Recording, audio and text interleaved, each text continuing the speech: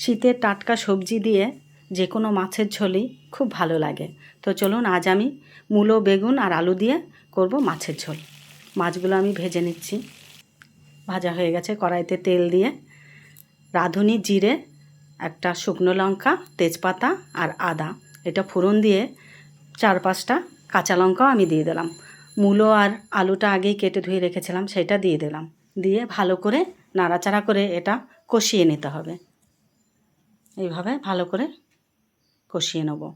এখন দিলাম আমি একটু জিরের গুঁড়ো, দিয়ে দিলাম লঙ্কার গুঁড়ো, একটু হলুদ গুঁড়ো। এইটা দিয়েও ভালো করে মিশিয়ে নেব। নুনটা আমি একটু পরে দেবো। এখন দিয়ে দেবো নুন আর স্বাদ মতো চিনি।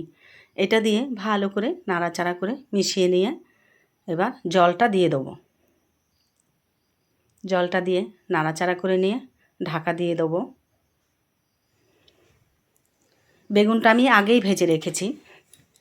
ভাজা বেগুনগুলো আমি দিয়ে দিলাম। দেখুন এইভাবে মাছটাও দিয়ে দিলাম। মাছটা দিয়ে এবার ঢাকা দিয়ে দেবো। এইভাবে কম তেল কম মশলায় এই শীতের সবজিটা দিয়ে এইভাবে রান্না করলে দারুণ স্বাদ লাগে। সবশেষে আমি ভাজা জিরে ধনের গুঁড়ো আর ধনেপাতা দিয়ে ঢাকা দিয়ে দিলাম। এভাবে আপনারা করে খেয়ে দেখবেন। আশা করি সবারই খুব ভালো লাগবে। দারুণ স্বাদ।